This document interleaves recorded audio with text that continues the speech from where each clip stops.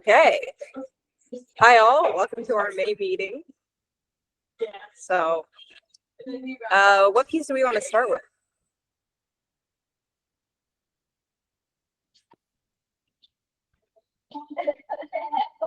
I don't know. Let's start with small. So, just so everybody knows, Graham submitted one piece, which is the piece by Dewa Ali. Yes, and then the other three I submitted, and the reason I picked them was because I didn't know them, and from talking to Mackenzie and some other individuals, I just realized that I don't know a lot of works by female identifying composers, and so I wanted to pick works that were by female identifying composers. So that's what the three I picked are about. I just randomly picked them, so we'll see what we get. So we'll start with small.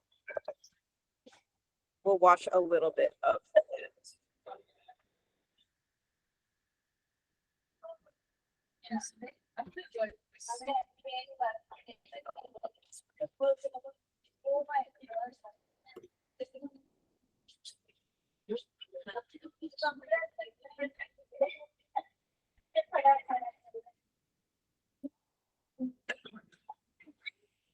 Okay, can you all see the video or no?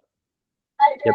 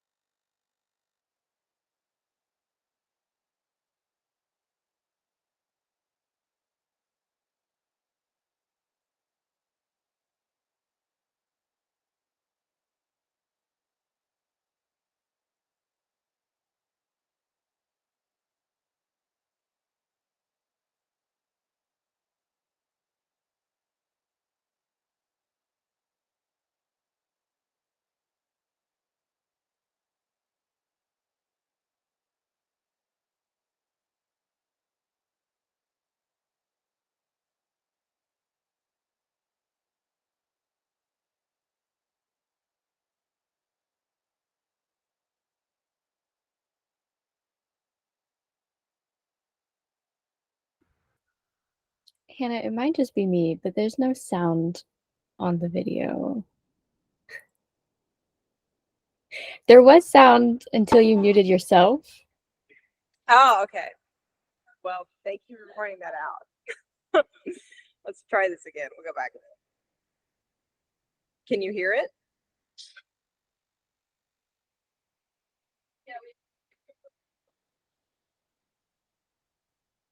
No? I can figure this out.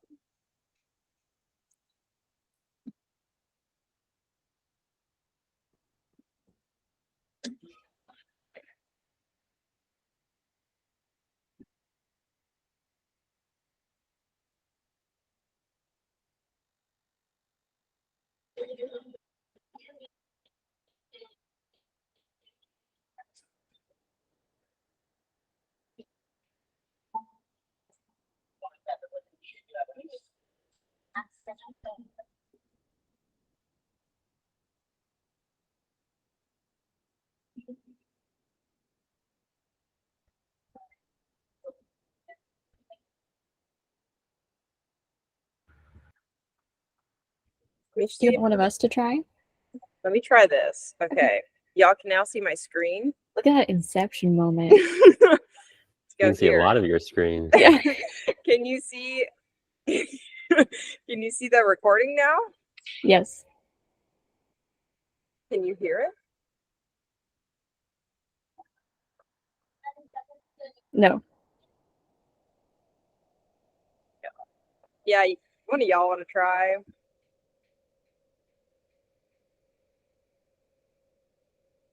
Do you want to go for it, Mackenzie?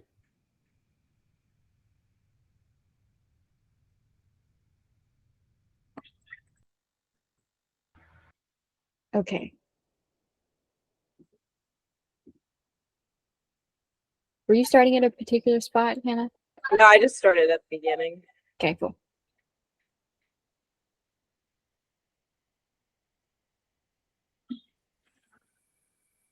I can hear it.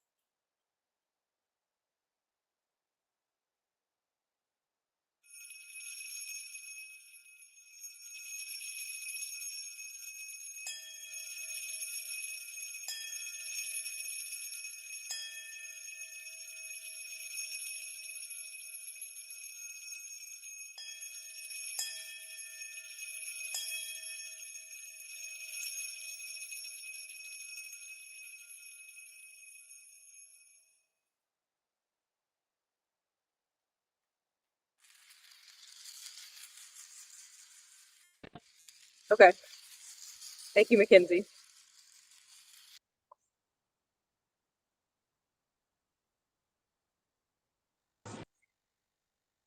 So I was able to find a program note, which I think is really funny, and I want to read it to you. So the program note for this piece says that Joan wrote this piece because,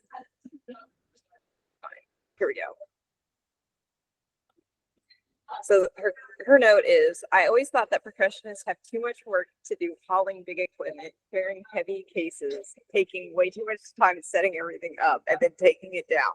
And then in parentheses, particularly the marimba. So I decided to write a piece where smaller instruments would be packed away in one little carrying case and be able to fit onto a tiny table. What a thoughtful composer. I know. But I also found a preview score, which is cool because from listening to it, I thought that a lot of that was improvised, but it appears that that is not the case. Why does it keep doing this divinity stuff? Okay, can you all see this page? Yeah. Or okay, so all of that stuff is notated, as we can see, like a medium drum in a wooden bowl. Everything gets a space. It's nice. And then I guess this is set up down here. Which is an interesting setup diagram because it doesn't actually, it just shows the table and then tells you where to put it on the table. But here's the score.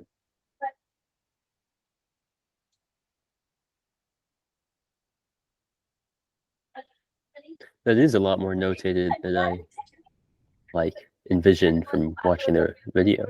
Yeah.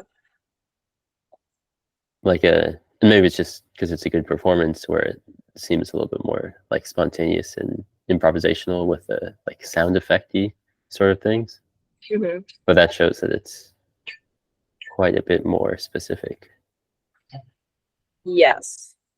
I feel like with a piece like this, though, you have to go about it from that experimental, finding new sounds approach. But yeah. I don't know. Now that I say that, I wonder, is us doing that disingenuous because we already know what sounds are going to happen and the music is pre-notated? It's not like we're actually finding those sounds for the first time. Well, I think that's generally it's usually a positive trait of any performance, not even on this specific kind of music, but if you have even a marimba concerto or something like that, and if it feels like you're trying really hard to be precise to the composer's instructions rather than in that instance, it's less, I suppose it appears less improvisational than you could say effortless or fluid. Mm-hmm. But it's kind of the same concept of just having the you're not worried about following instructions during the performance, rather, even though you are, but rather than being a little bit more fluid and spontaneous with it.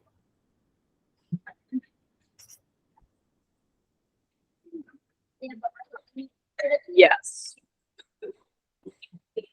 I think, I don't know, thinking further on what I'm specifically asking, because this is coming from my experience, but I feel like I've been told, oh, pretend like this is your first time finding that sound. Mm. And I guess I'm getting away from the music for a second, and I'm asking more of a performance question. I do think that is very effective in performing. But then there's the question of, am I lying to the audience by pretending that this is the first time I've heard a sound? I don't know. Maybe I'm thinking too deep about it. You're asking morally or ethically, am I being genuine to the audience versus the composer? I think you might be overthinking it, because ultimately it's the composer has passed it on to you and you're passing your version on to the audience. So whatever decisions that you've made as the performer, how the audience receives it is how they receive it. But if you're I saw this and it felt like it should be I'm an alien, I'm discovering all these sounds for the first time, then that's how you felt it. That's how you're going to present it. Yeah. Yeah. Okay.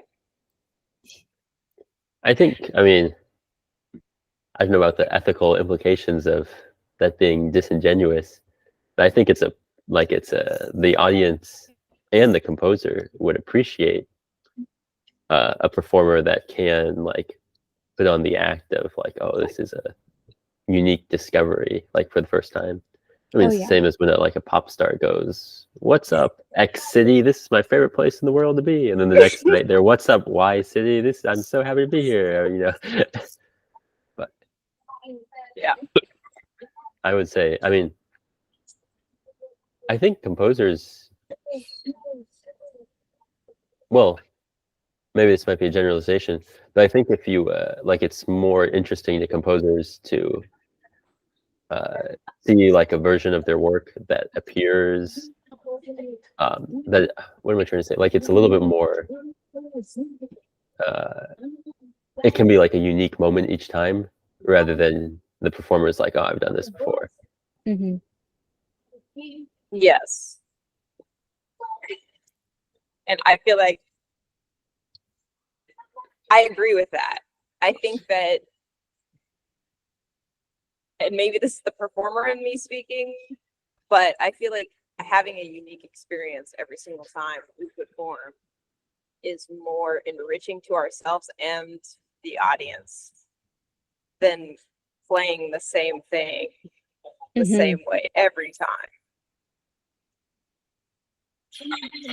It's also harder, but I think it's true. Yeah. It is harder.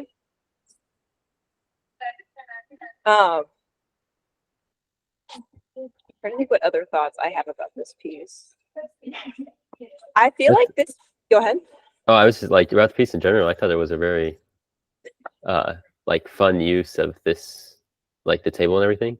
Like sometimes I feel like small pieces like this can be very gimmicky, or just like you don't want them to last like 7 minutes or whatever. But this one I didn't like, wasn't, I enjoyed it the whole time, and it had like substance to it. And it's like nothing like just because a piece is smaller, like uses a more like toyful instrumentation or something like that, it doesn't like discount the music in it at all. And I think this piece was a good example of that. Also, question: did you find this piece on the Evelyn Glennie collection? No, I Oh man, I found this piece on Claire Edwards' website. Let me send that in the chat. So, I feel like every once in a while I'm like, oh, I need new pieces, and I just go to like Evelyn Glennie's website because she has like 5,000 commissions on there or whatever. And I remember seeing this one before, but never really like diving in and checking it out. yeah. So I'm glad you brought it up. So essentially what I did is I just went to Google and I put women works percussion, I think, and hit Google search. Because what I found from searching is that for some reason you change the order of those words and totally different searches will come up. Like if I put in women composers percussion works, I'm gonna get a totally different thing than if I put women works percussion. So every once in a while, I'm just like, let me put in a really weird combination of the English language and just see what the search engine thinks I want. So yeah, but she's got a ton of works on there, and I just like looked through and thought that these ones were cool. I liked the instrumentation. I'll have to look at that list. I'm trying to. We were just talking about like program recitals, and I was trying to be much more like inclusive and diverse to my composers than I have in the past. And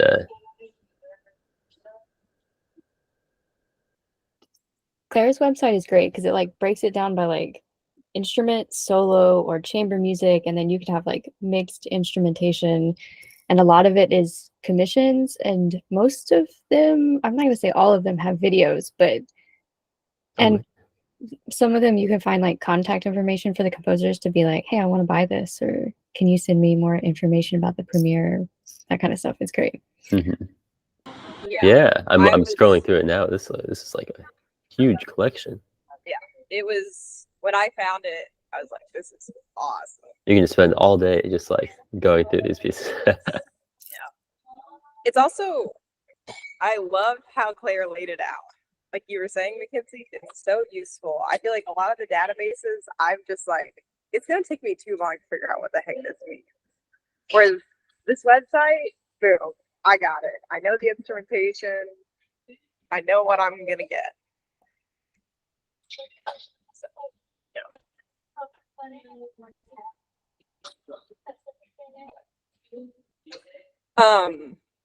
going back to the piece, I mean, looking at the music, I guess, like, I think this piece is a good piece for like more advanced students, but also I could see this being like a nice introductory piece possibly for some younger advanced students, because looking at the rhythms and stuff, they're not difficult, but it would be a good way to like get a student into multi without them having to deal with the large amount of time it takes to set things up, and two, like gives them instruments that they could easily like take home to their apartment or like bring to school. And so if you have, I'm just thinking of like Joseph's program and like the students he's taught, as well as like some of the students I've taught who are like younger but still more advanced, like that late high school to like early college. Like this is a really good piece for that, I think. But also like, you know, we can all play this if we want to too. But well, I think it's like a great talking about like choices the percussionists have to make, you know, like all these instruments are like very small, but honestly you would take just as much time like choosing which shakers and little rattles and stuff that you want to use as you would like setting up a big, you know, a bunch of drums and that sort of thing. So I mean, it's more convenient to move around for sure, but I feel like it's and sometimes like the smaller instruments, there's like just more options around in the world, or like that are, you know, available. You don't have like 200 different like toms and congas to choose from, but you might have like just a box full of shakers or something like that, and that would make like you could use this as a pedagogical tool to be like, okay, there's more about like choices and selections and stuff than, you know, percussion is like a limitless possibilities with those ideas. yes. And I think that's why this piece would be very useful, because you can still talk about those complex ideas. You can also, I think, talk a lot about musicality, because Joan's written so many things in the score that there's a lot that you can take from it. But I also think, like, just thinking of different students I've met that have different situations, like some people are not able to come to school every day because they have work or maybe they have family commitments. And this is a way for them to be able to possibly like practice at home so that they're not getting behind because of circumstance. Totally. Yeah. Well, and some people are traveling and performing and all these, you know what I mean, and don't want to fit 3 marimbas into a coffee shop or something. Yes. Or they're just traveling to conferences or places and they can practice in the hotel room. Which is great. Any other thoughts? On the topic of Joan Tower, does she have a marimba solo that's just like, I like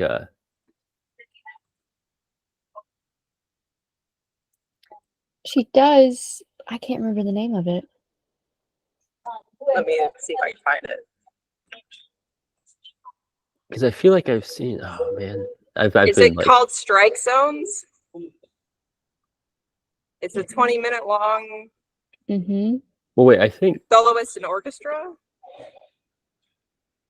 That's what I'm thinking of. Strike Zone. And it was written for Evelyn Glennie. oh that's her percussion concerto, yeah. Okay. But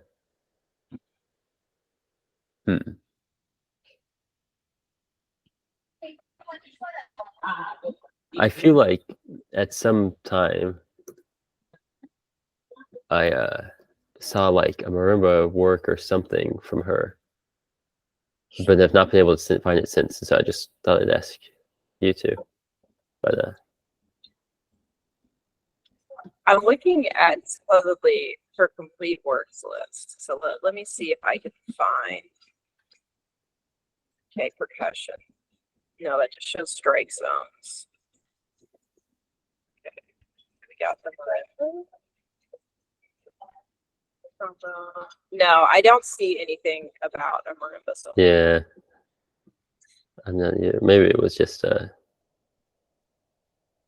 like a ensemble part or like orchestra, something band. But anyways, but thanks for selecting that piece. No problem. Okay. What are we feeling next? We want to go to weird. Do you want to do how to be a deep thinker? Yes. Oh my God. I love this piece. I love this piece. I didn't know about this piece and I love it so much. I'm having to rethink some things. But this is the same thing. I found it on,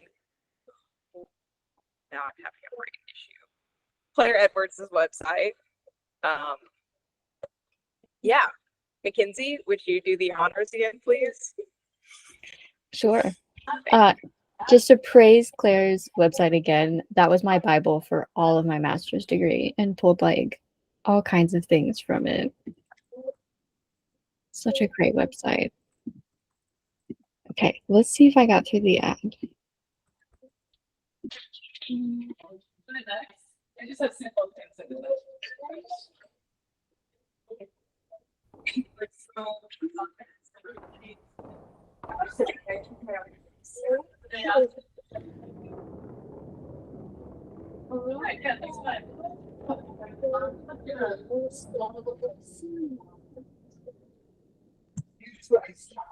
In an expanding universe, it's good to be part of a galaxy. Some of the stars we see now could be beyond our view, moved. Out of sight millions of years ago, still leaving their light to tell us where they were once. Stars of our galaxy, though, will always be with us. While those others leave and take their separate journeys, it's good to know that a few at least are going in the same empty direction. At the same rate as us. That's another thing. At least we have a direction. Riding on this hurling discus of a galaxy, with our brother and sister stars in its incredibly futile journey. Some galaxies in the center have hardly moved, I bet. And just spin there wishing they could be more like us, the movers and shakers of the universe. Once, I thought it would be good to be created, just here on the spot, all at once, in a special and fixed place, non-vector for lack of motion and direction. A special place made by a loving God just for us. However, now I see it's a beautiful thing, our galaxy. And if it's God who caused it, I'm glad for the granted ability to move. And thankful for the boom for giving us our journey. Even though it's a pretty dark universe. Journey isn't completely dark, I guess. After all, we can see farther than we could once. And like I said before, there are other stars to accompany us on our move. Heaven knows where we're going. But it's not like we can stop and ask for directions. Or get off our speeding galaxy at the next stop like it was the metro train or a taxi cab saying, "That's far enough for us, thank you," as it continues on its way without us. Kinda silly, if you think about it. Ending our journey as if it were a trip to Mann's Chinese Theater or the Galaxy Theater next door, and we were Hollywood tourists. Or something. We could only get off once, of course, but who knows? There are different directions to explore. And maybe there's another moving galaxy willing to pick us up. As long as we're moving, that's the important thing, regardless of who takes us. Hell, I don't really care about the direction even. I don't know how long that was, but I could just listen to that whole piece. So I really like that piece, which is great because I didn't know about it beforehand. But I found the composer's note, so I thought I would read that. Jennifer Jolly says, at the beginning of 2009, I wanted to write a solo percussion piece, and to ease my way into it, I decided to use spoken text. Kindle A wrote a sestina called How to Be a Deep Thinker in Los Angeles. And with permission, I was able to use it. A sestina is a highly structured poem form consisting of six line stanzas followed by a tercet of a total of 39 lines. The same set of 6 words in the lines of each of the 6 line stanzas, but in a different order each time. These 6 words then appear in the tercet as well. This structure creates a cyclical poem, and therefore the poem creates a cyclical piece. Each percussion instrument is specifically used to match certain events in the poem, and the listener can track the rotations. To be honest, y'all, I just read that. I don't know if I really understood everything, but it sounds like it's a sick poem. But I guess the program note does get at what I liked about it. I like the fact that she goes back and forth between having the music be like an independent event that's not necessarily connected to the text, but then she also uses it sometimes in dialogue with the text and then sometimes perfectly in unison.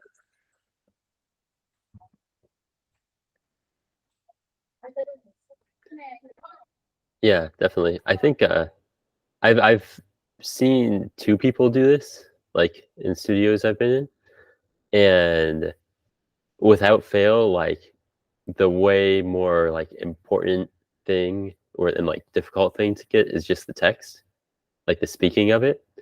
From like my experience watching like fellow percussionists play it, and I mean it's just like such a huge like proportion of the piece, and it's just something that we don't do as much as percussionists.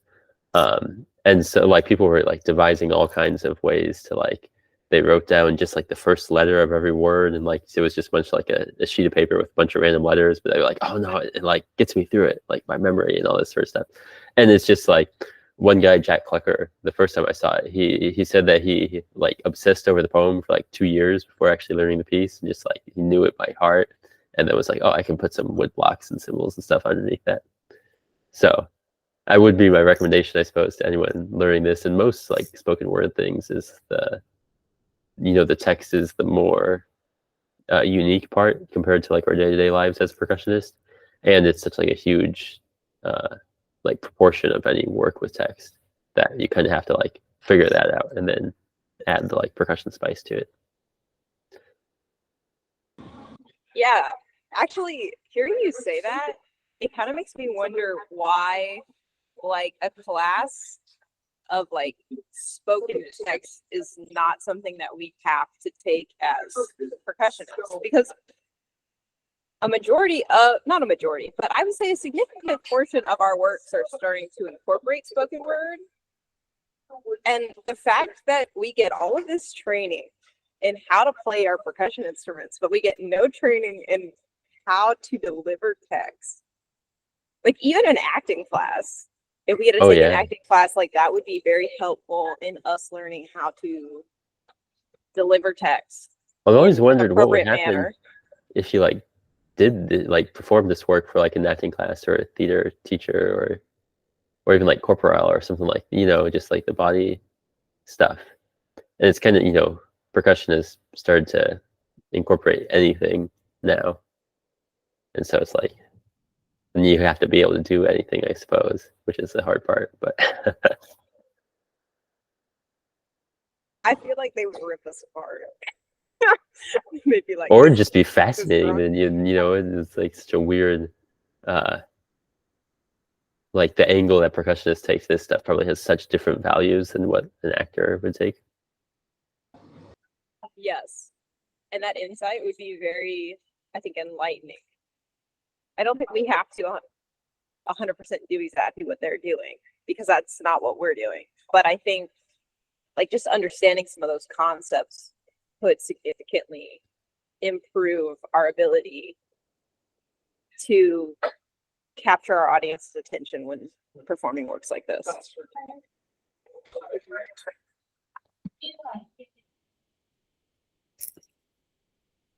It was funny. I wonder, like, if you studied with Stephen Schick or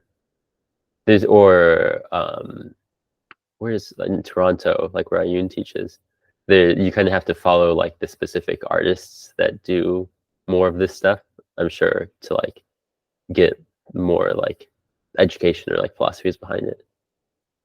I played some Miyoshi for Svet this semester, and there was like vocalizations in the middle of it, and I was kind of surprised about how much he like talked about it and different like he's like, oh, well, make your tone go up on this one and this one, like it was, he got more in depth into like, honestly it was just as much into like the like speaking parts as, you know, the same way you would interpret like a phrase, or he would talk about notes. And I was like, oh man, this is great, because I hadn't, you know, it's just like, oh, you shout now and then you go back to playing music and stuff, but that's not actually the case, right?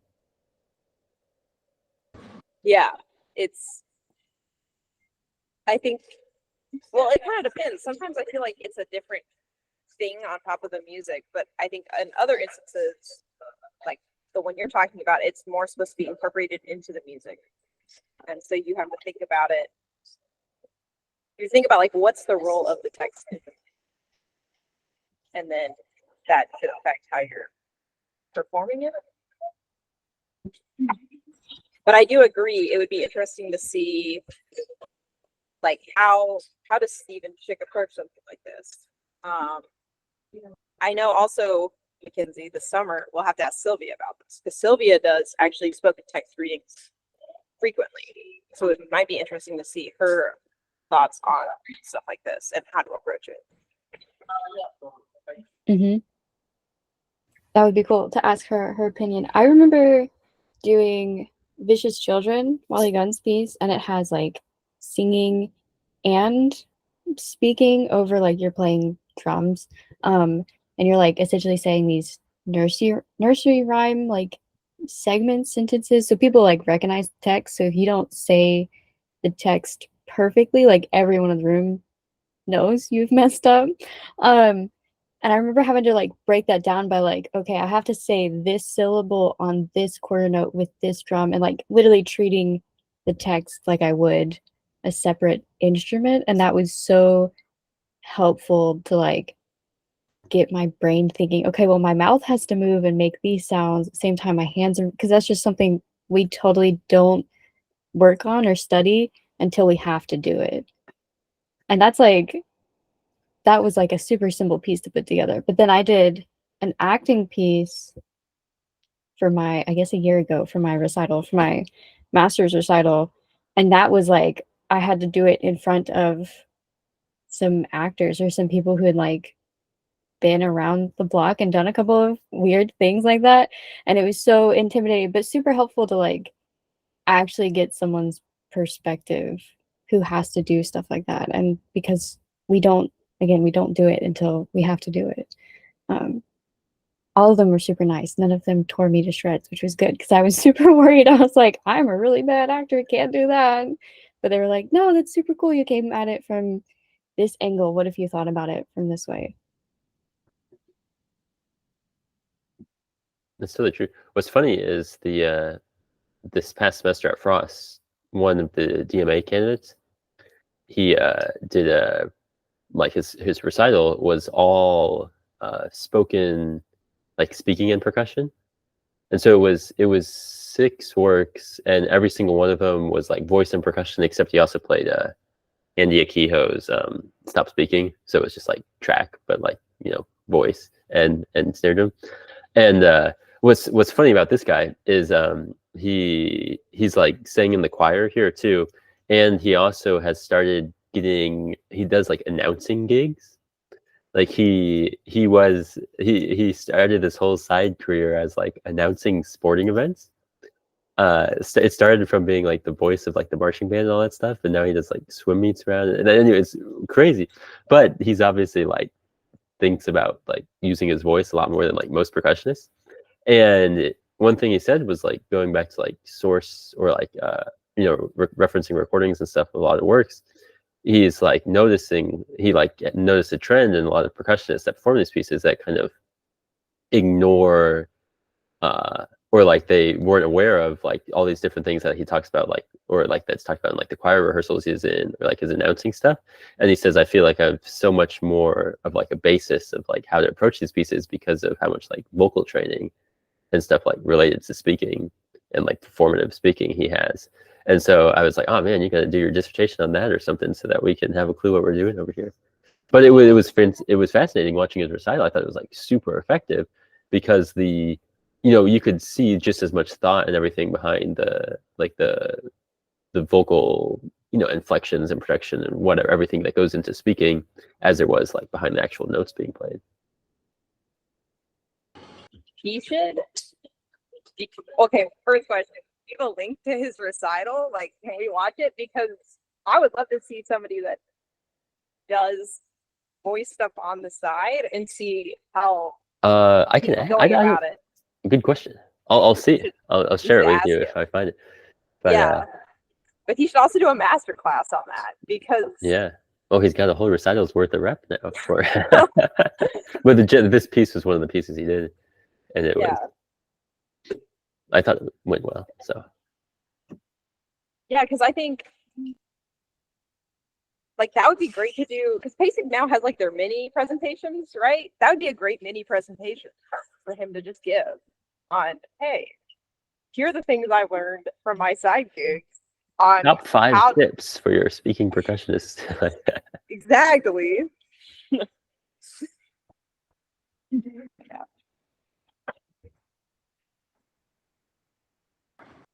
Transitioning away from the speaking part, I don't know if it's just the instruments that were chosen for the recording or if it's specifically like the instruments that the composer calls for. But I felt like, well, I think it's two. I love the choice of the instruments by the performer, but I also think that Jennifer Jolly did a great job putting instruments together that complemented, I guess, the length of speech, but also they blended well together. Like the use of, I think there's a point where she's using wood blocks, and I love how the voice decay is almost the exact same as the wood block decay. And maybe that's something the performer thought about, but maybe that's also just something that Jennifer Jolly realized. Is Jennifer Jolly a percussionist? I don't know. I don't know.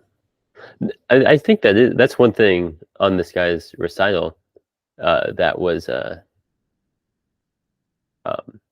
like a big, when we were like, I would like watch his stuff beforehand and that sort of thing, was doing instrument selections that didn't interfere with the voice, like just tuning toms so it's like outside of the register of where like all the tone comes from, and being able to like if you do a cymbal, choosing one that's high enough that you can still like enunciate and articulate consonants without like cymbal just swallowing everything.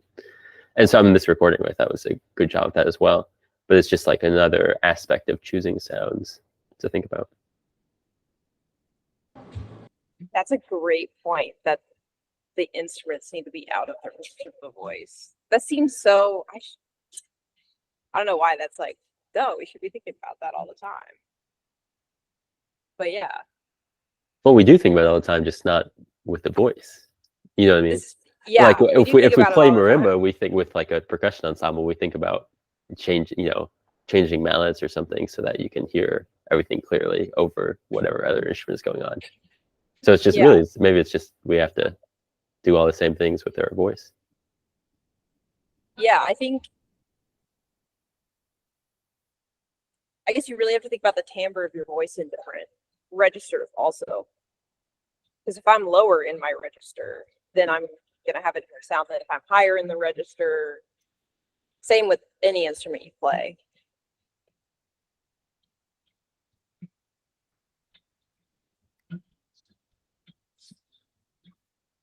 Sorry.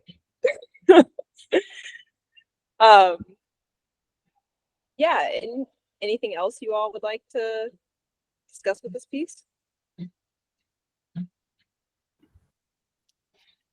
I had one thought that I looked at the list of instruments and everything seems like it's 2 cymbals and clock, 5 wood blocks. The only thing I wish it didn't have for someone who's like out of school to have more access to be able to play it is the tam tam. Because I could easily get my hands on everything else, but the tam tam would be like a step of like, oh, I can't do this piece because I can't find this instrument easily, which sucks because I would like to do this piece. But so I like the instrumentation, the timbre, and like how the voice and the sound decay like all works together. But I wish there wasn't a tam tam, selfishly. What is the tam tam used for? Is it ever used for a roll, or is it just used for scraping on? I don't remember hearing a roll. I think there's a couple just like strike normal with like a a softer mallet in the middle of it, but just to get like that you wash could probably sound, substitute a large ride cymbal with a soft stick or wind gongs. That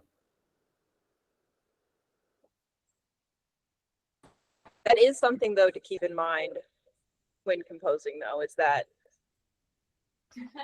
it would be good to put in stuff like substitutions, I guess. Because you're correct, getting a tam tam is not easy, especially because I assume you don't need that for a lot of gigs. I do not. A big ride cymbal, though, easily could substitute that. So maybe that's on a me thing. Then I have to answer the ethical question. Do I care what the composer says? I mean, I do, ultimately. But do I choose to sub in something else so that it's playable or more accessible? Or do I decide not to play the piece because that's not what the composer asked for? Yeah, but then you have to add that's a complex question. Because then you have to add to it, like, am I doing a disservice to the composer by not playing their work because I don't have only one of the instruments? I feel like you just gotta ask the composer. You can't leave it up to. Yeah, I think you have to ask the composer. That's true. That is the nice thing about playing pieces by living composers. You just shoot them a message on Instagram and be like, hey, can I play ride cymbal instead of tam tam? Great, thanks. And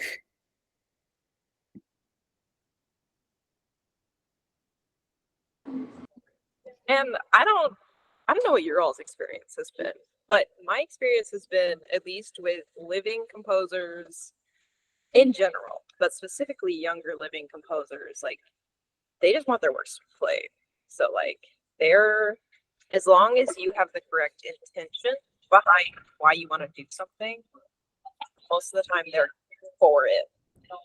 Unless they feel like it significantly goes against the work. But most of the time I think they're willing to work with you, figure out what substitute would work. Definitely. Although I think it does follow a little bit of a sliding scale for how like established the composer is. Because I know of like stories of people asking like bigger names, like, hey, can I do this like arrangement or like only do 2 of the 3 movements? And it's like, no. But if you're not, getting $20,000 commissions, you're probably more likely to be like, yeah, great, play it, please. Okay.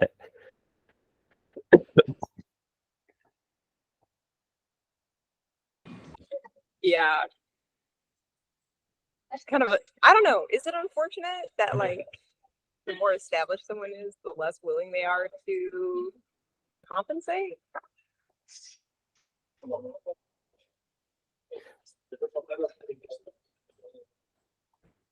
It's kind of like an accessibility versus the best of the composer's work could be presented. You know what I mean? Because the more established you are, theoretically, the more like true your performances are to like the actual, or the more true performances are to your work's intent, because there's more resources to go behind them.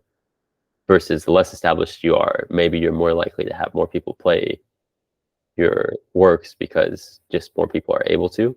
But then there's the even less established, where you're less likely to have anything happen because nobody knows who you are. But I also think, just like thinking as a composer for a moment, like I think the more established you become as a composer, in a way, there's more to lose if your works aren't played correctly.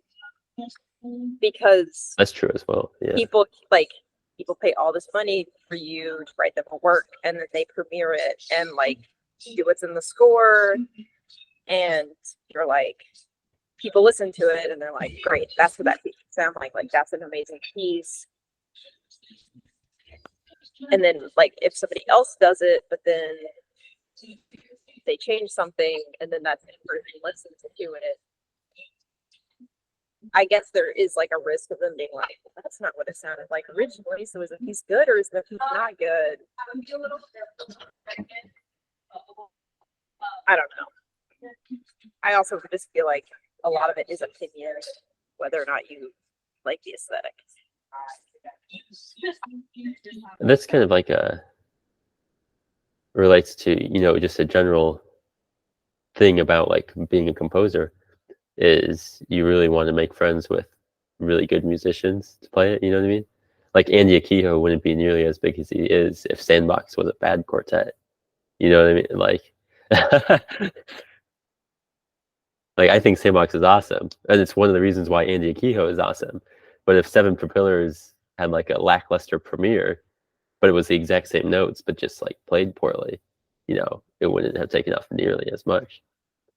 So It's true.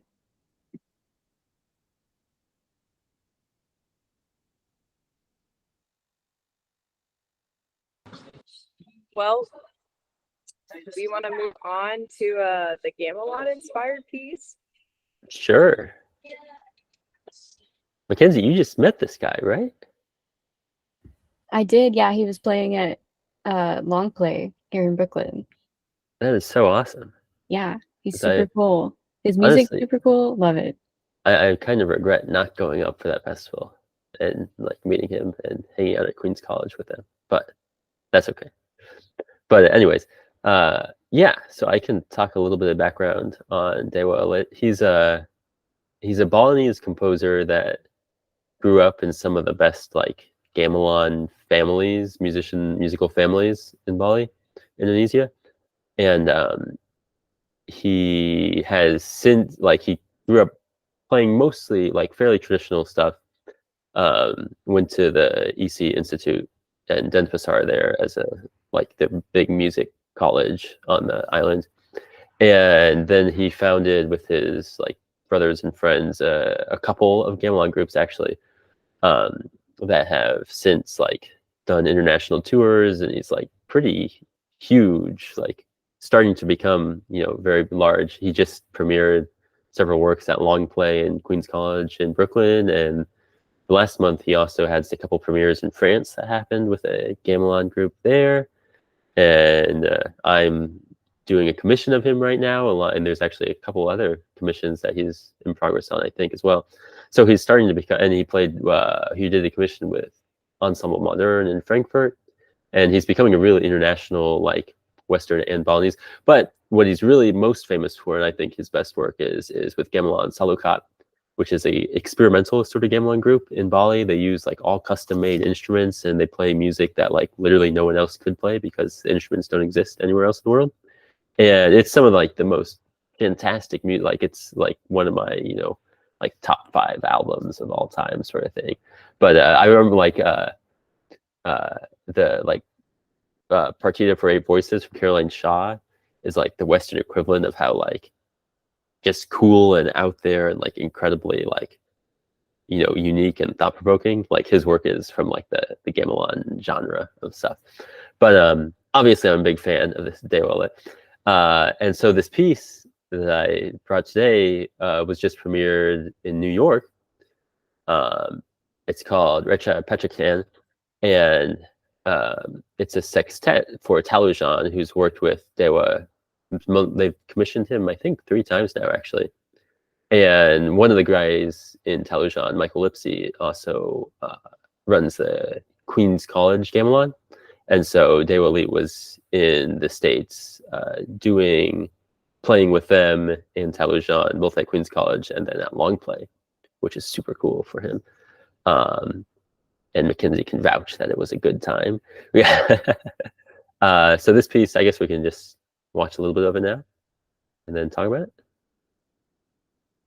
I had actually never seen this piece before discovering this live stream recording from their concert. So I was excited they have one called Working Together with Talujan Pressure by Daewoo Lee that's on Talujan's YouTube channel, or Daewoo Lee's YouTube channel as well. But that this is the newer work of their like relationship.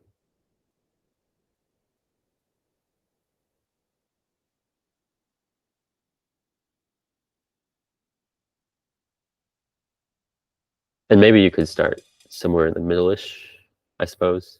It's kind of a slow build.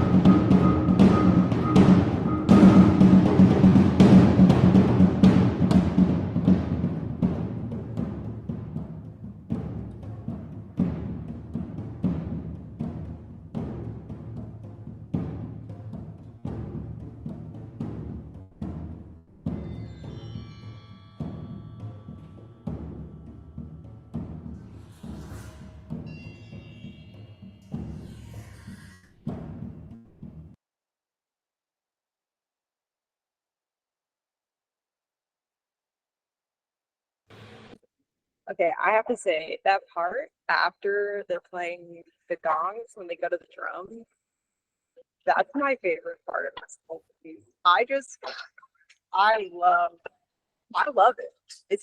They're like all okay, Graham, you'll have to correct me because you are the one that's knowledgeable about gamelan. But I feel like they're playing gamelan rhythms on the drums. Is that correct or no? Yeah, I mean, there's lots of gamelan language, like rhythmic language, throughout this whole piece. Actually, this is funny.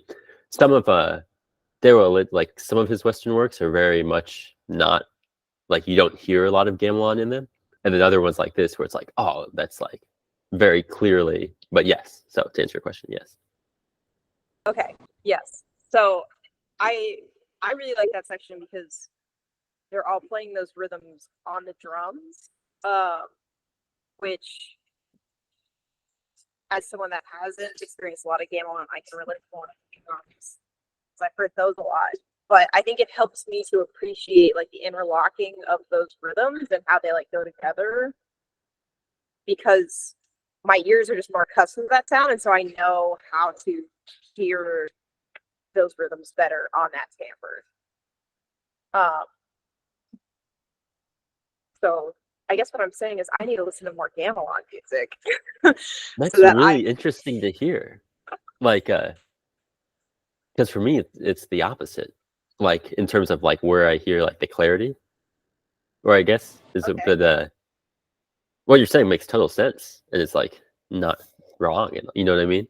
But that's just a way that, you know, when two people listen to the same thing, they always have different like takeaways from it. But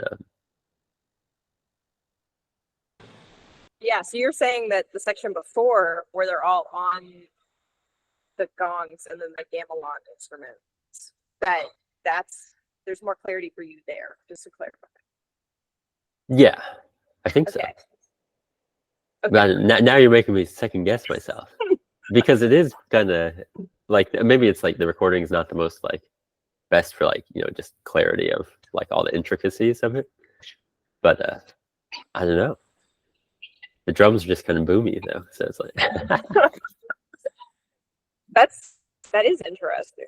Yeah, I guess it's just like what timbre we're used to hearing, how our brains process. Mhm. But I also really appreciated that he's not afraid to like let the energy dissipate and then grow new ideas. Because that's what I noticed from this performance, was that there's a long buildup, and then after the long buildup, he starts doing like shorter buildups. And in a way, like the length of the buildups is creating more, I guess, like a climactic moment instead of it necessarily being we're going to start soft, by the end we're going to be really loud. It's more like that is an idea, and I'm taking that idea and I'm slowly condensing it, and that condensing that idea is what's creating the buildup, not Yeah, dynamics themselves. that's like, I'd say that's a pretty characteristic aspect of his compositions.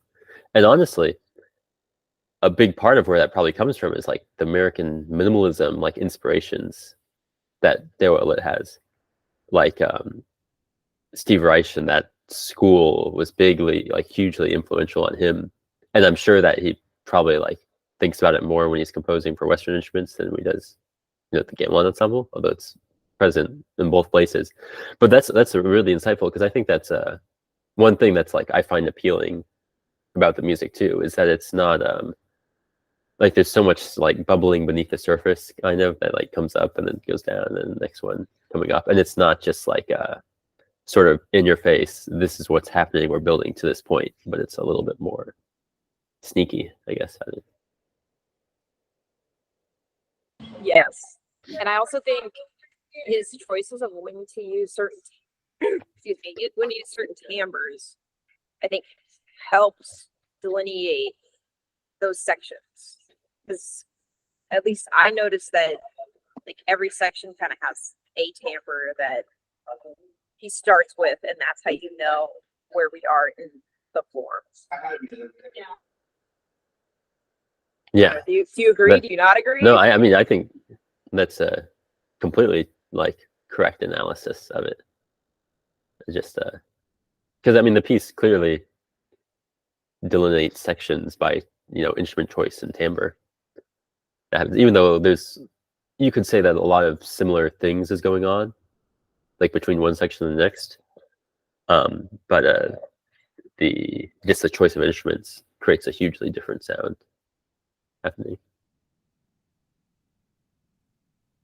Mackenzie, what did you think? Because you've heard this live, haven't you? I did hear this live, and I was looking at this recording, and it's a different performance than the one that happened at Long Play. This was the Queen's College. Yeah. I think this might have been like a week before Long Play. Yeah, I think it was, because I remember talking to some of the Taliesin members doing like the behind the scenes stuff, and they were like, yeah, this is the second time we've played it. And I was like, that's cool. They're like, yeah, the second time in like 4 or 5 days. It's like, that's even cooler. Hearing it live, I sat like, the way they played it at Long Play is like in this like, I called it a fishbowl. You can call it whatever, but like the seats, like the stage is down below, and then the seats are like going up like steps. So like you're is it like the concrete room with okay, yeah, it's at the Briggs Stoop. So if anyone's in there, it's like that. And so, but I sat like the bottom step, like eye level, and then just like was pelted with sound. It was fantastic. So it was cool to sit like kind of in the center of the ensemble and hear like the movement of the sounds and all the way that it would build up and then trickle out, and then like all these ideas would overlap. But it's cool to like, I keep wanting to say be assaulted with the sound, but that's not the right word. Pelted with the sounds. Well, so they played this with like on the same concert as the Gamelan, right? Yeah.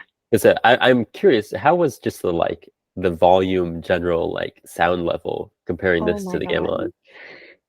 This was like totally normal, like percussion. Like, I mean, they're like 6 players and performers, and they're playing drums, so it's good. It gets kind of loud. And then the Gamelan, like, it was a full ensemble in like this concrete room. Yeah, that was. And so it was just the volume from like this felt. This was probably like the totally chill. Okay. Compared to the actual Gamelan sound. Man. But it was awesome. Yeah. I mean the like his Gamelan is nearly always played outside and like usually not in concrete like either, so it's like a lot more, the sound can dissipate a lot more. I mean, it's like really loud metal instruments that you're hitting with hammers, so it's like there's not much you can do. But I can't imagine in that room it must have been insane, because that if I saw I think 2 shows there last year at Long Play when we were all there. Sure. And I remember the room was just super boomy, and like I mean it's a cool place, but it's maybe a little bit intense for this kind of music. Yeah, I mean, like there were plenty of people, so like the bodies were absorbing the sound for all of it. Thankfully for the Gamelan, because then it would just be absolutely like if there were just like a handful of people in the room, the sound would have been just too much. But it was cool to see like the difference between like Dewa's music for like Western percussionists, and then everyone just going absolutely ham on these Gamelan instruments. And Dewa kept counting. I know for the Gamelan pieces, because he wasn't like involved in playing with Taliesin's piece. But for the Gamelan pieces, he kept counting them off faster than the students had practiced. Oh. So it was just like, I've got to hit every note as loud as possible and as quickly as possible. So it's great. No, it's fantastic. That's one thing that is really kind of crazy about the difference between Gamelans in Bali and Gamelans literally anywhere else in the world is like, like 98 times out of 100 when you listen to a Gamelan outside of Bali, they're like 40 clicks slow if they're playing fast. Like it's kind of insane. And there's lots of other like music from other places in the world that's like kind of become a global phenomenon. That it's like there are groups out in like other like countries from its origin that play like at a comparable level. You know what I mean? Depending on like, you know, various teachers and other factors and that sort of thing. But with gamelan, it's still like, even though it's been like 100 years of like the Indonesian government and like Bali's tourism stuff, like kind of propagating it around the world, it's still just like you can instantly tell, largely just from tempo, about like whether it's like a Balinese gamelan or it's a gamelan from elsewhere in the world. So Right, which is crazy. That is funny and expected to hear. Because I'm curious. Now that you say that, I'm actually curious how fast Talajan was supposed to be playing that piece, since it is such a gamelan feeling-ish piece. Right. I wonder if they held back. Like if Dewa put like a written tempo and they're like, we're gonna stick this written tempo, whereas I feel like Dewa would be like, no, if you're feeling it in the moment, light it on fire. Let's go as fast as possible. I'd love to see actually, let's do that. Let's get Talajan together and make them play a fast version. We'll be like, okay, you only have 10 minutes to fill, but do the whole piece. Mm-hmm. Man, I'm curious. Well, actually, so to like put background on what I'm doing with Dewa is I'm commissioning him for a vibraphone duo. In January, I sent him a couple messages, and we like talked about. I was like, "Hey, I like the vibraphone. I like your music, you know." And I figured he would be a good person to write for vibraphone because it's metal keyboards, which is a horrible simplification of what gamelan and vibraphone is. But it's closer than, you know, like violist writing, I suppose. And he was like, "I'd love to do a vibraphone duo. Let's make it happen." And one thing that I like, being a person from the US that plays a lot of world music and is like largely inspired by like Nexus and all these, you know, history of world music and classical percussion, is what I like projects nowadays is that take like composers from other cultures of the world that have like, you know, gamelan and Indonesian music has inspired a lot of percussion from like John Cage to Reich to all these people for the last 100 years. And so it's like, oh, let's see what the composers over there are doing. And it's funny because you talk to Dale Lit and he's like, oh man, like I love checking out the albums of like Music for 18 when that came out. And I first got my hands on that in Bali and all this stuff. And it's like, oh, like they're the same as us, just like from the different, you know, the mirror version or whatever. And so I'm commissioning him to try to get some music. You know, there's been so much like Balinese inspired like compositions. Now I'm like, oh, let's get an actually Balinese inspired composition. And so like hearing your thoughts on like the gamelan stuff versus the Talajan stuff there was really cool to see. And it's kind of exciting too, because I think you can like follow his compositions for like Western ensembles over the last like 10 or 15 years. Obviously a lot more fresh than like his, you know, Balinese composing career, I suppose. And I think they're getting better, if that makes sense. Like his gamelan stuff has always been good. It's just he was like, you know, but he kind of like had to become a little kid again and then grow up in the like composing for other instruments world. And so yeah, that's what I like about this. And it was cool to see stuff with Talajan and the gamelan stuff for that having that long play. That having to become a kid again and grow up in different music things it's so relatable as a composer. Like I don't compose as much as like composers do, but like I'm starting to get into other instruments besides percussion, and it's just like having to start at square one. I feel like I understand like the language and like vocabulary of like how to write for percussion and like how to move around and all that stuff, and then it's like new instrument. I'm like, I don't even know, and that's only in like the Western context. So like for him, just like thinking like for him to go writing gamelan to being like Western ensemble, not only is that a style change, but it's an instrument change. Like that's a lot of respect. Like that's difficult. It's not easy. Yeah, totally. And it's funny, like I like his stuff he did with Ensemble Modern, which is like a string quartet work, way more than the stuff he does with Talajan. Like, to be honest, like, but I don't know.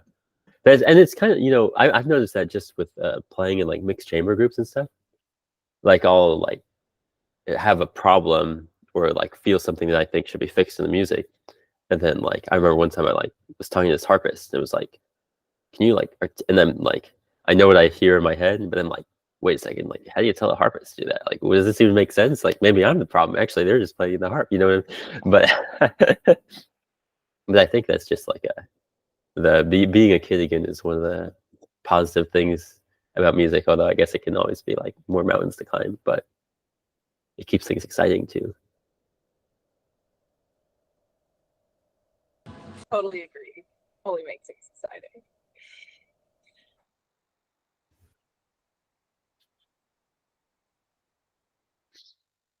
So, Graham, if people are interested in getting involved with your consortium commission, whatever you would like to label it as, how should they do that for the people listening later? Just send me a message on like any social media or email, or there's a handy Google form on my website.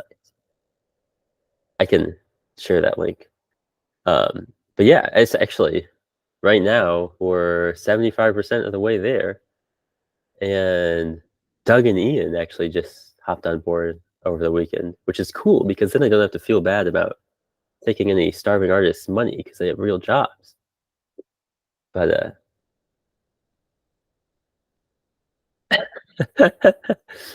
Graham, that's such a mood, though. Was that too real for me to say? I'm in a hazy, you know, cold brain. Like, Hannah and I are trying to commission some composers, and it very much is like, okay, where's the line of we're asking people to like buy into this that we know are like us and don't have any money, and who are the people that we can ask to buy into this who have money because they have jobs?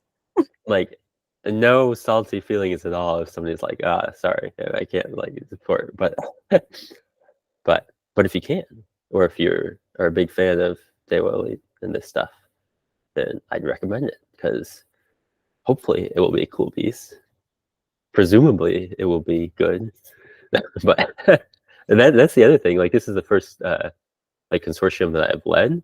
I've like, I think, yeah, I've participated in some consortiums before, but it does feel like a bit of a like kind of a risk in the sense like it could kind of fall flat. You know what I mean? Like you could be like Nancy Zelsman commissioning con variations, but maybe I shouldn't say that while we record. But but hopefully it will be good and exciting. And I'm glad that you two are like this small snippet of Daewoo that you've seen. Yeah, leading consortiums is difficult. I don't think we talk about that enough. Like, maybe that could be a whole Mallets and Manuscripts discussion. It could, frankly. Your consortium 101. Like, just like getting people to stay. Yeah. The thing is also, like, life comes up, you know, you think you can do something and then it's like, well, I had money, now I don't have the money. So yeah.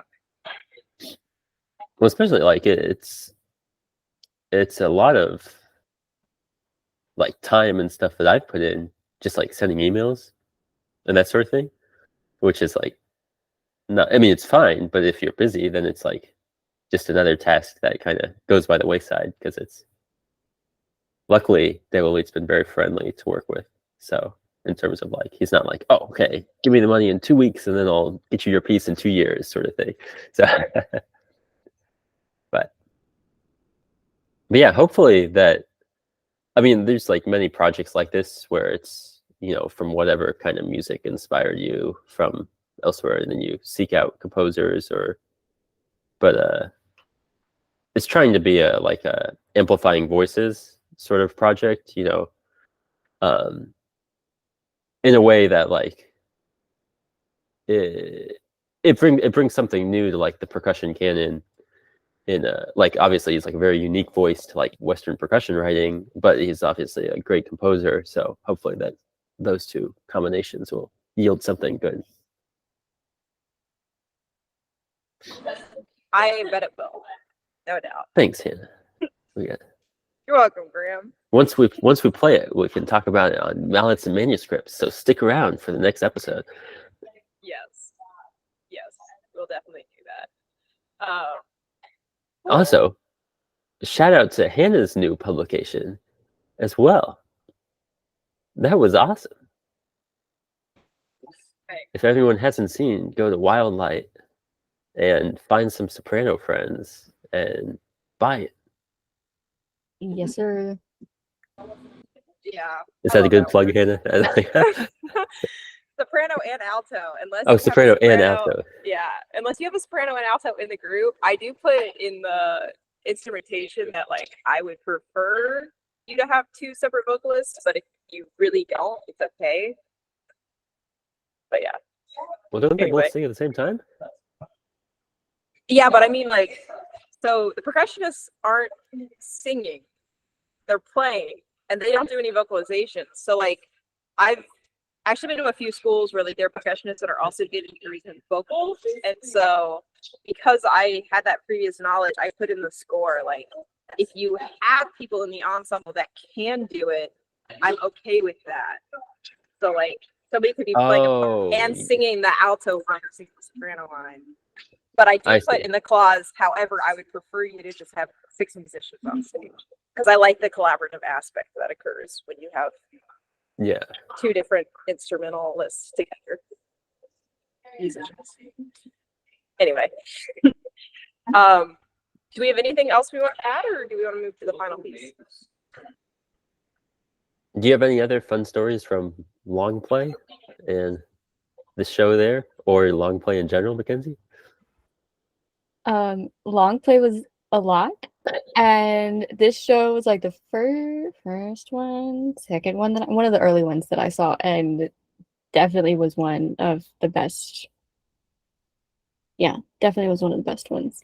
It's just cool to see, like, and the students were super into it, like the student performers, they were super into playing like the gamelan stuff, and I don't think they realized how big of a deal long play is until they got there, and then they're like, wow, there's a lot of people here watching. And then Dewa had brought a dancer, performer, I don't know what the correct term is, but she was doing like the dance along with the gamelan pieces.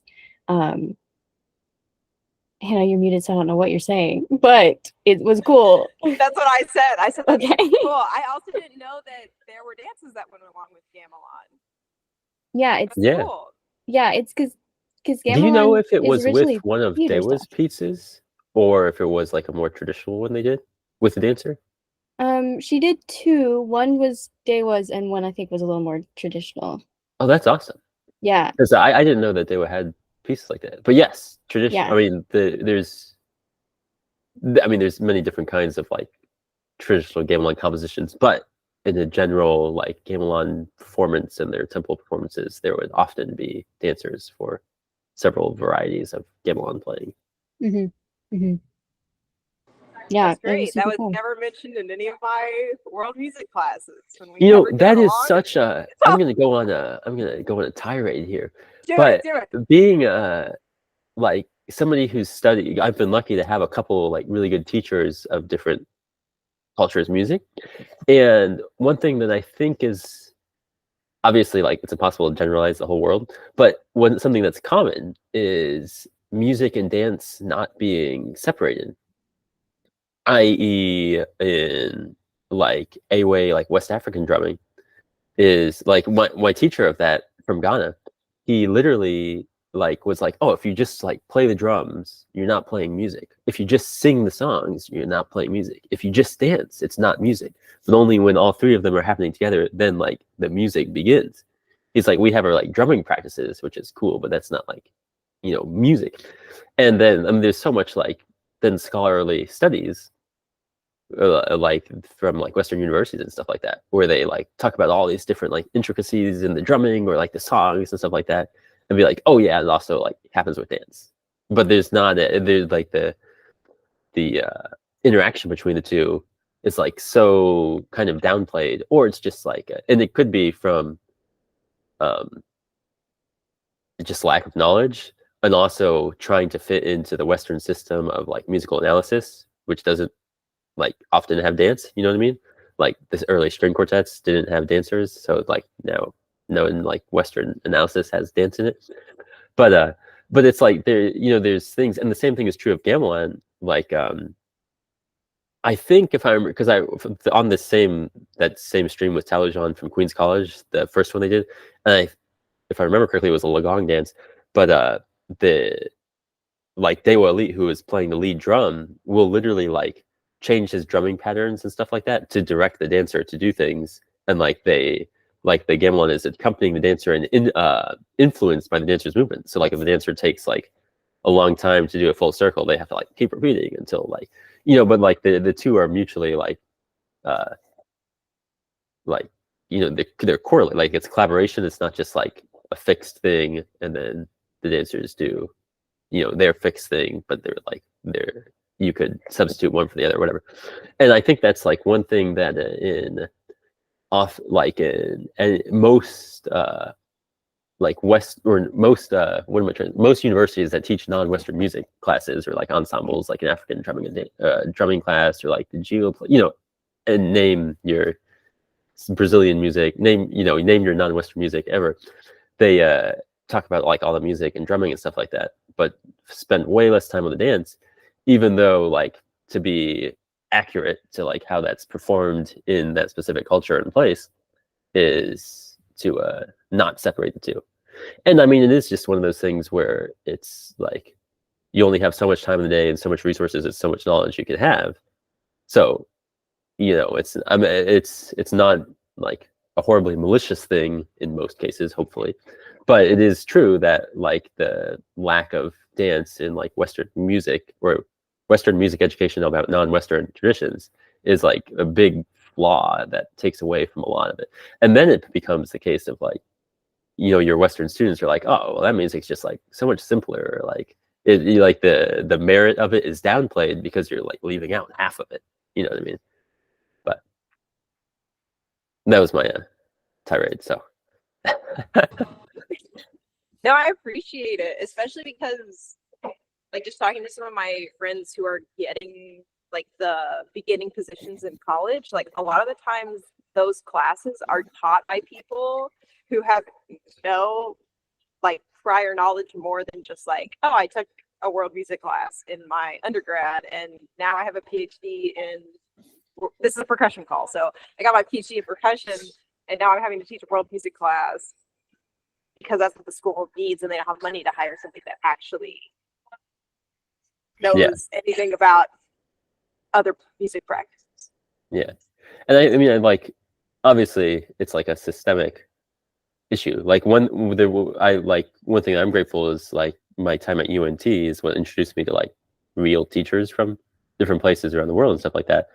But that's like a very unique spot. And like if I like now at Frost, like there's none of that, you know what I mean? So I'm trying to like navigate those waters. And like if I didn't have that time, then I'd be like the same situation.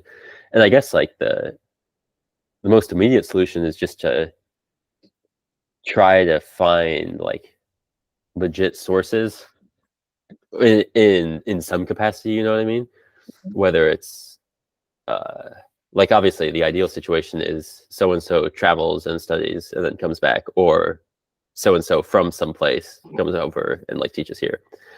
Obviously that's way more cost prohibitive than, but we're in the 21st century and you can like call up Daewoo Elite in like 5 minutes. So but I don't know what that comment was supposed to mean, but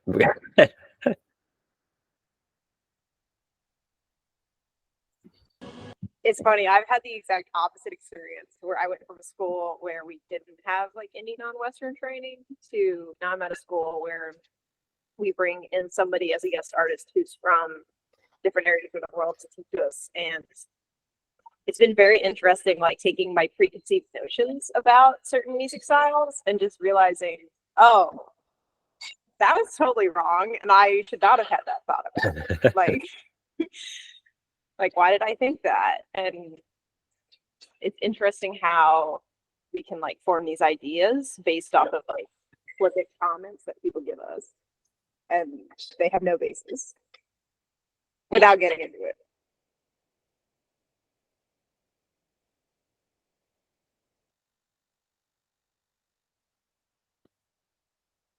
It is like, I mean, it's the same thing we were talking about with being a speaking or like a percussionist that now has to speak and do body movements and stuff.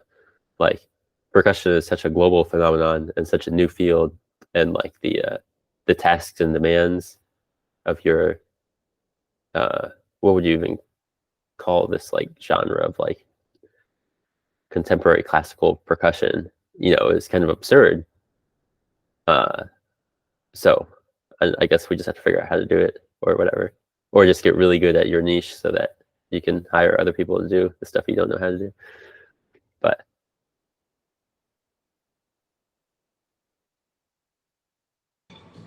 I will say shout out to Longplay for including Daewoo Elite and this stuff there. Do you know how like who prompted that, or like how this concert and stuff came about? I think, well, I know for that one, Queens College paid for things. So it was like, oh well, if Queens College is funding stuff, of course they can invite whoever they want to to come to the show. So I think Queens College was like, hey, or Talajun was invited, and then the guy who teaches at Queens College was like, oh, what if we play as well, and we'll put some money, and then Daewoo and the dancer, and like we can have all this thing. And Longplay was like, yeah, sure. That makes sense, because like, yeah, Talajun has much more connections with like Bang on the Can than Daewoo Elite, obviously. But hopefully, maybe this will inspire more collaborations in the future and stuff. So yeah, well, the Longplay people are super into inviting anyone who's interested. Well, it is like a nice, really international festival. Yeah. Like when we were there last year, there were like many people. I mean, it was all like contemporary classical stuff, obviously, because that's the music of the festival. Sure. But it was cool. It's always, it's kind of like seeing performances from like Singapore and stuff of like contemporary classical like percussion stuff, and you're like, wait, that's like the exact same program as the recital that just happened here at school. But then I think it's fascinating seeing the like different interpretive choices and like instruments and stuff like that causes slight differences and stuff. But it's cool, like, oh, it's cool that like contemporary music like this is a global phenomenon.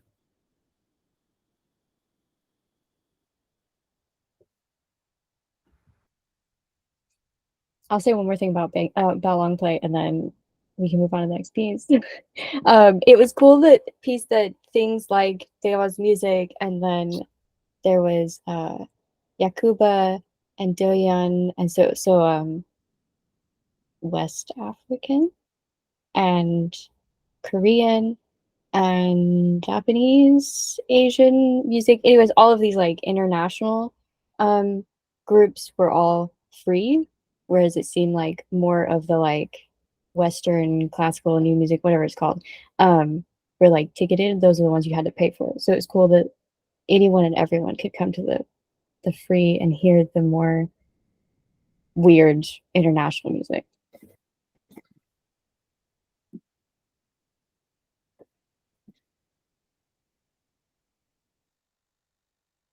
Sorry, I was just saying that that's also kind of messed up though.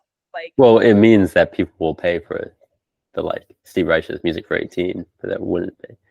But yeah, well, I was thinking more like as a student, you're like if you go to Longplay to like, see performances, it's like gonna curate your experience. But I do understand that they do need to like ticket. So yeah. I mean, they do have to make money to host the festival, so yes, you can't be like, oh, why don't they just make everything free, man? We got like. But there were way more kids and like elderly people and community, like the people who would actually like would have like an impact on we're at these free events. Whereas like the people who go to see the new music stuff are the people who bought the tickets, who are just like, they're not going to go to these kinds of performances. So it's cool to see like all the little kids running around while they're playing gamelan. It's like, okay, well, that kid's going to be playing gamelan one day. That's awesome. Or the old people enjoying like the African music. They're like, I've lived here for 80 years. I've never heard this kind of music. Fantastic. That is actually really cool. And it's awesome that they got that experience. Well, it's cool to have like so often like this kind of like contemporary stuff is in its own like niche that 2 people in the world know about, you know what I mean? And so anytime you have like just an audience of like regular folks in the community, it's kind of an extra special thing.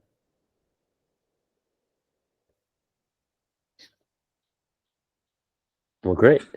I think that kind of derailed us a little bit from the talking about the sextet, but I think that was a cool conversation.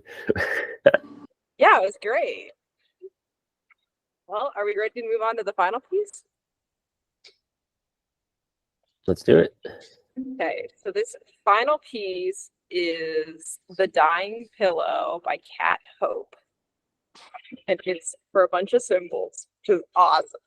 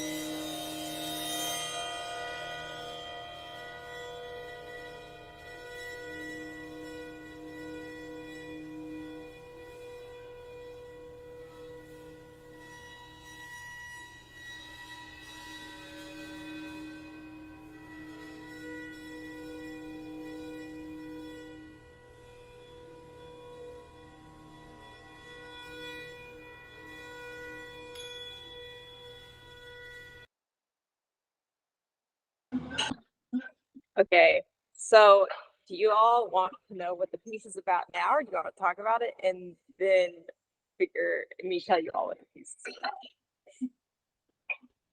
Which will you prefer? Do you mean like a like non-musical backstory? Yeah, so I have the program notes, which I was kind of like, Oh, man, I should have read them ahead of time, but well, I don't because know. I It haven't might. read them. I listened to it, but I didn't check that out. So now I'm kind of curious, but I don't know if I want to know before we like unpack it. Let's discuss, and then I will say what the program notes say is about, and then I think that will lead to further discussion. So, Mackenzie, you said you got something to say about mallet choice. Let's hear it. I have a very strong opinion about mallet choice because it just blows my mind that they're using Becker Blues, whatever the xylophone number is, on Crotales. And then the red ones, those are both xylophone mallets that they're using on Crotales, which is not the end of the world. It's fine. I just live on my high horse where you should use Glock or Crotale mallets. Specifically ones made by Dragonfly Percussion because they sound the best. Because when you're playing Crotales like that, you especially can you put my thoughts together. When you're playing Crotales with cymbals, they're two super resonant instruments. Yeah, they better sponsor us. Anyways, you're playing like two super resonant instruments that sometimes sit in the same range. So you want that articulate sound at the beginning of the Crotale sound. So you get the contrast with the bowing of the cymbal. Whereas when you're using the xylophone mallets, you don't get that like crisp sound that's going to cut through. Like, I mean, it cut through, it's fine.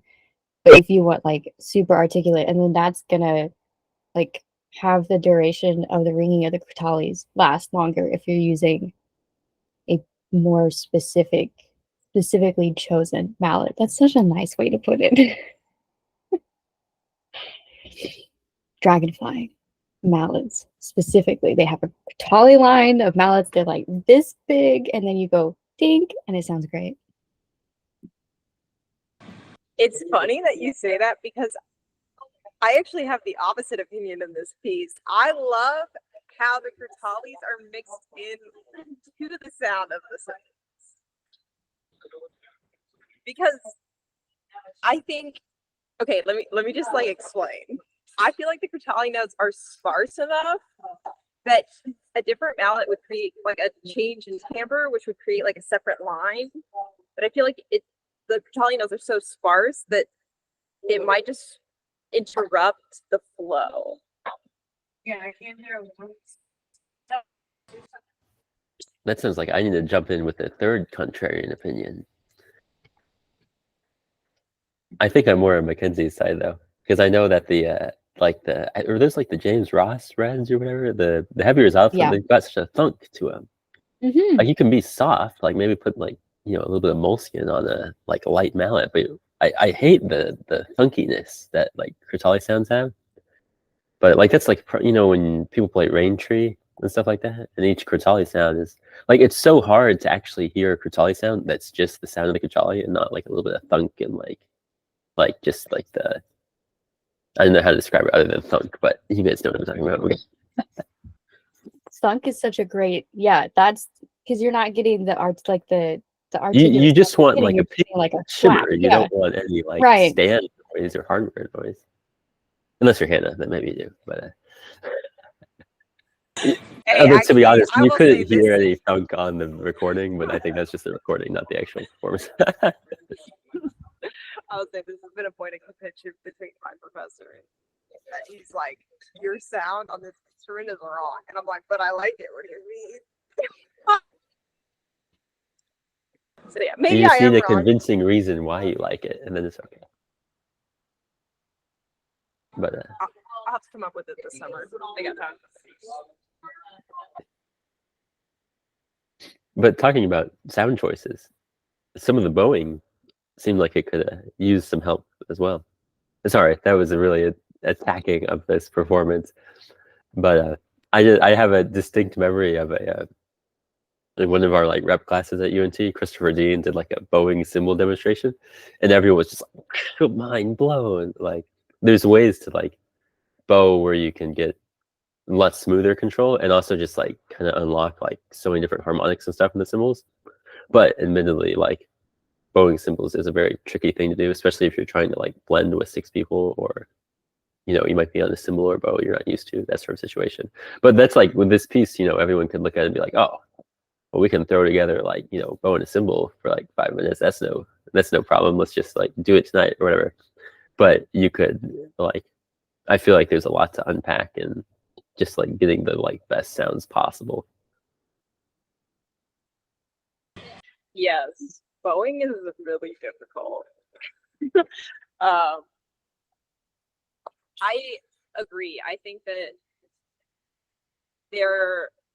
I felt like they were only getting one sound of each of their individual cymbals. And while I think that the cymbals themselves were well picked, I think it would have been interesting, especially considering this is a graphic score. This is not like a written out, like contrived. It is contrived, but not like very specific idea. It would have been interesting to see, like, what if I get a different harmonic for this?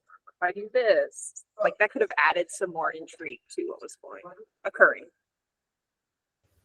Do you want to segue the graphic score topic into the program note? Sure. Yeah. So,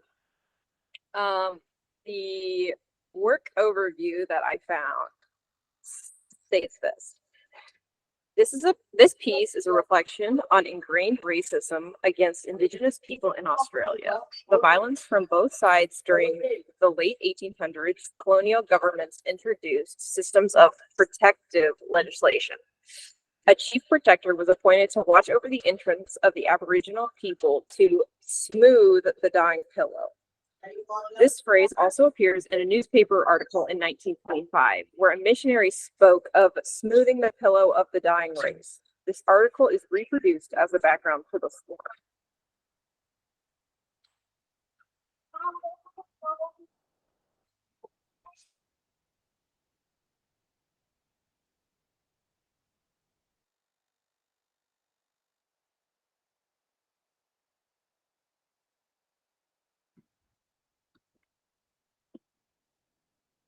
Hannah, can you read that last part again?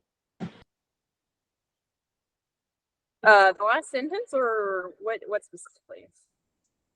Yeah, the last sentence. This article is reproduced as the background to the score.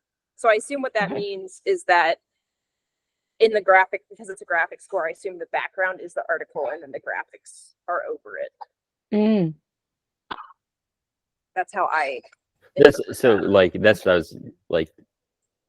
This is actually represented in the score then. Like it's not just like there's the program note and then the score that's like separate. I mean, I haven't seen the score, so I don't know for sure, but from reading this program note, it sounds like the article has been incorporated into the graphic score. Mm-hmm.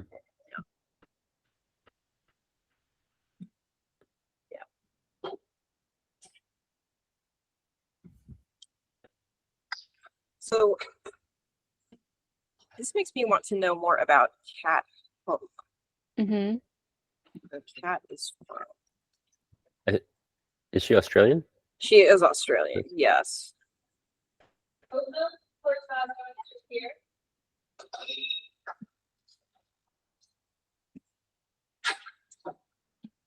That is such like a obviously like a a heavy like impetus for this piece, and like to represent the score in some way, and that I like it because the actual music, like from just watching it didn't feel that way to me. And I'm curious, like whether it should, if you listen to a piece without knowing the background, less like this with no text or lyrics or that sort of thing, like whether you should get that immediate sense, or whether it's just like something that could represent that if you're aware and wanted it to, or whether like something the performers need to do to make that happen, or like how that kind of develops as an identity of the piece.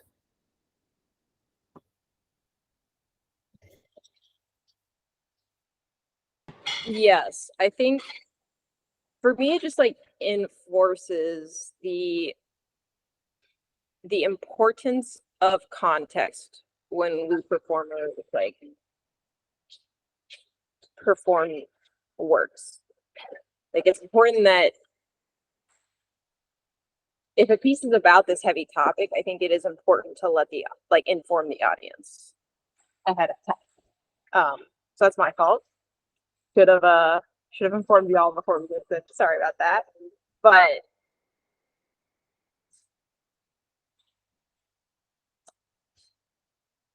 I guess it just like reminds me music isn't supposed to always be joyful. Sometimes it's supposed to represent feelings of the time, or be protest, or scanning for something. Yeah.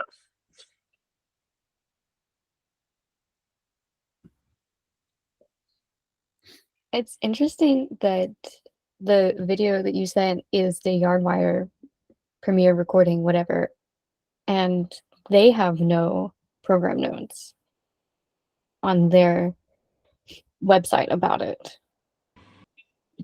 Yeah. Yes, because I noticed that too when I was looking. I was like, oh, there's nothing here about it. I just sent in the chat, I found a Vimeo of the graphic score. Not the whole piece, but just part of it. So it looks like that she does put the article behind the graphic score, but it's difficult to read. Mm-hmm. I mean, her scores are so cool. Yeah. Like I skimmed her website, and it seems like this kind of like colorful scrolling-ish like graphical interpretation is a bit of a like a, yeah, one of her mediums that she uses a lot. And I'm like, it's like I haven't seen graphic scores like that. Obviously, like graphic scores is a pretty open-ended realm, but I really want to check out more of her stuff.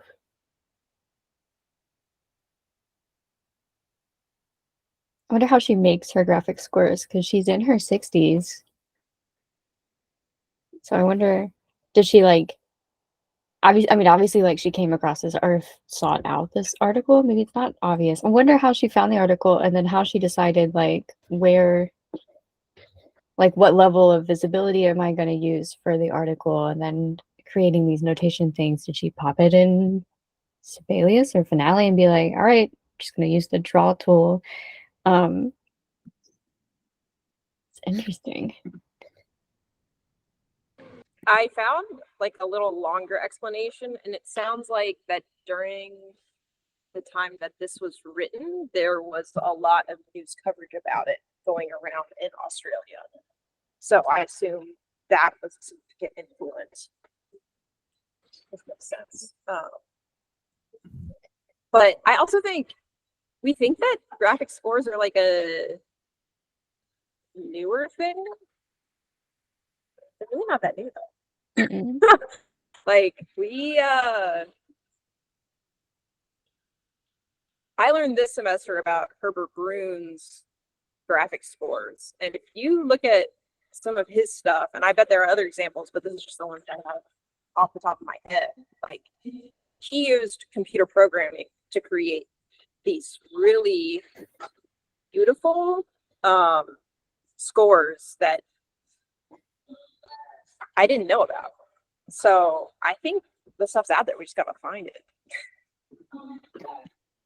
I mean, aren't graphic scores one of the oldest forms of notation? Because I mean, technically, in the medieval churches, that's all that they were. They were the big art. They were art pieces, and not just like I'm reading these notes on this blank canvas. But yeah, it's interesting that we all think, oh, graphic scores are new and cool, and it's fancy, and let's try out these things. But it's like, okay, it's actually the oldest thing.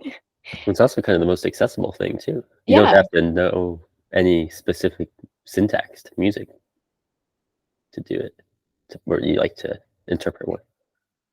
Although like cats are very, I was just reading a little bit on like the instructions for it, and there's an iPad app, or I mean you can use a video or an iPad app so that it actually like scrolls, so it's a very linear graphics score. Like I've only ever looked at ones where you kind of choose your own path or choose your own like time frame, but this is like actually like the verticality of it is the exact same as like following a score, like just a normal score.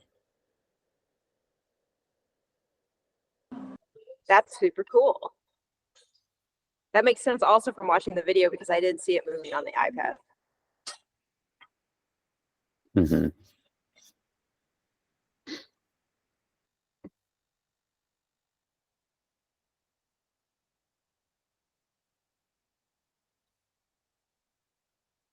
Such a tangent, but I just love where these discussions go.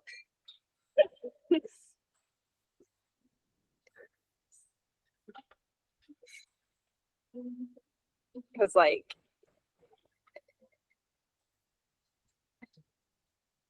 it's just interesting like what notions I have coming into these meetings, and then hearing your all's thoughts on them. I'm like, oh, hadn't even thought about that.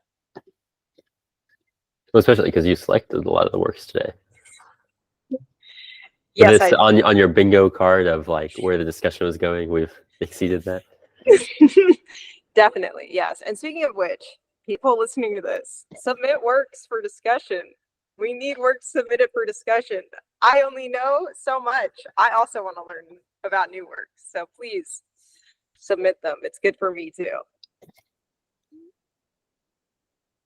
Well, yeah, it's super cool seeing all the like discovering new stuff. Because I mean, like it's so often, or at least I feel like I'm like searching for works I want to play. You know what I mean? It's not just like there's not a canon of like 100 like amazing string quartets to go through. But and especially just finding them, it's like you were talking about with the Google searches, you have to. They're not in an obvious place where you can just look at like, oh, the last like 1,000 percussion solos that were written in the last 5 years. Yeah, you have to get really creative with the searches, or else you get the same exact pieces every single time. I was actually having this discussion with my mom yesterday, because she was like, yeah, why don't you like try to make a video that's gonna like blow up on social media? And I was like, like one. Was your mom trying to convince you to become an influencer? Yes, that is what she's always trying to do. In my head, I'm like, Mom, I love you, but that's not really what I'm trying to do. But also, like, when you do look up like what videos are the ones that are hitting those, it's like attraction is like one of the number one videos. It's like that, and then video game music. Video game music is great. I think it's awesome that people do that, but unfortunately, that makes it harder for us to find the weird music, because the algorithm is set up to just show us what they think people like, instead of what I want to find, which is the things that nobody knows about. You know what's funny? I was having this discussion with one of my friends, Megan Campbell. Maybe I shouldn't say this in a publicly recorded place because it'll ruin her evil plan. But she like grew up doing drum corps. It was like, you know, on like the Vanguard snare line and all that stuff. And so that like she has a kind of a popular online following just from being like a really like one of the best like girl snare drummers. But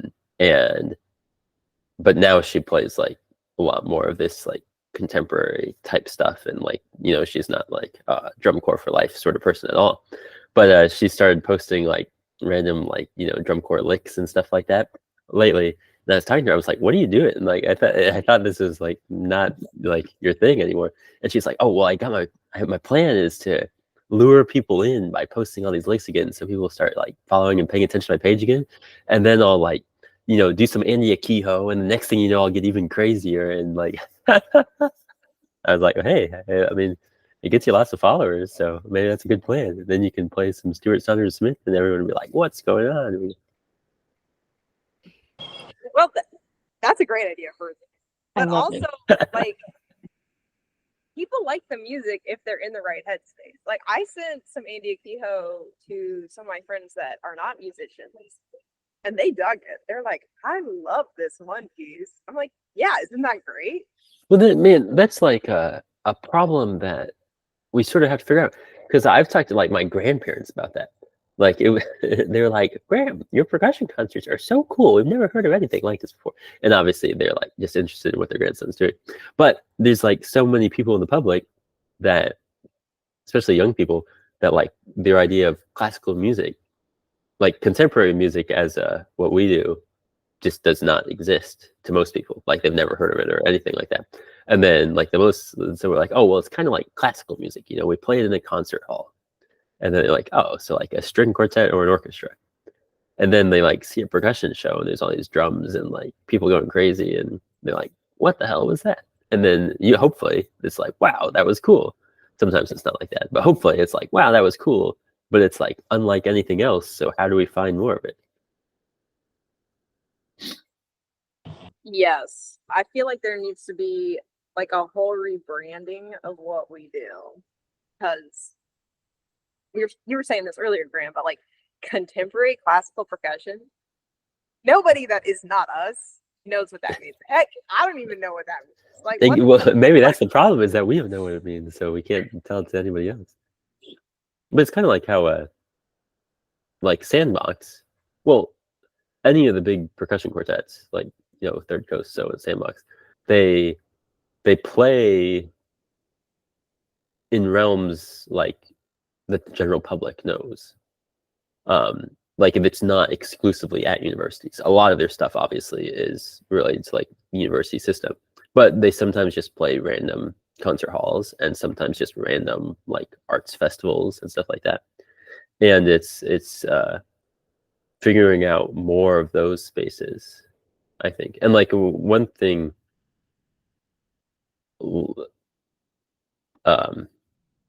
like making the connection between like the contemporary stuff we do and just like being a normal band. I was talking to Amy Garapick about this. Do you like because when she was like booking venues for Teague shows, and I was like, well, how do you do that? Like, do you just like talk to art galleries that host like contemporary shows? And she's like, well, I mean, sometimes we just talk to a club that hosts bands, and we're like, hey, we're a band, right? Like, so not that that's a helpful solution sort of statement, but it is something we have to figure out how to do. No, that's actually super helpful to hear. I should just tell people that we're a band, because I've been trying to schedule folk shows, and just like getting people to respond is very difficult.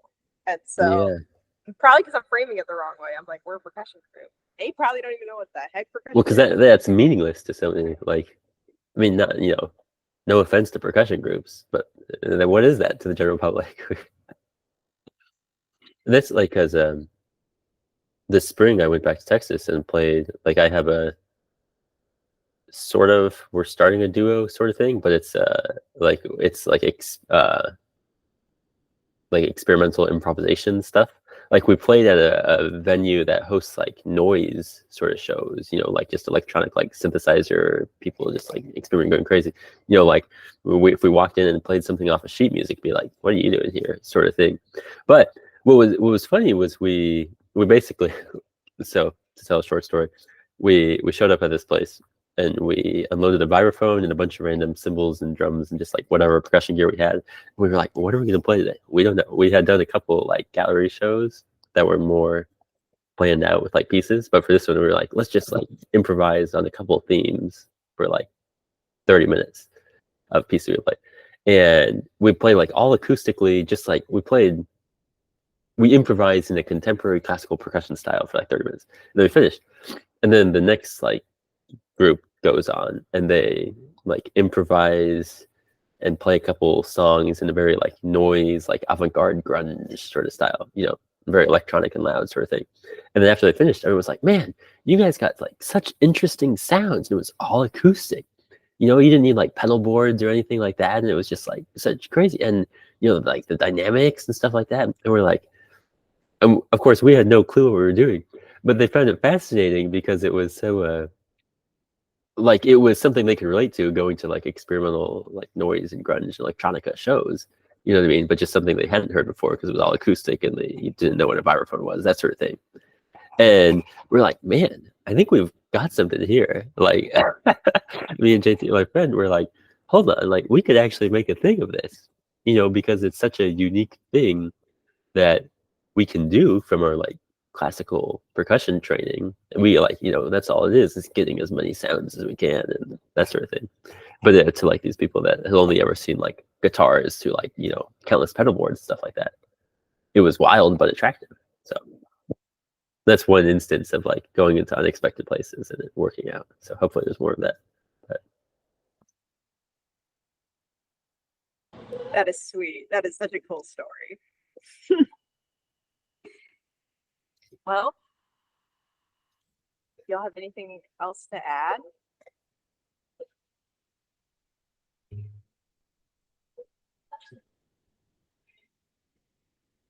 Cool. I don't know. That was nice. That was. I think this is a good place to stop the recording. So thank you to everybody that's watched the recording. We'll hopefully see you at the next meeting. So let me stop the recording.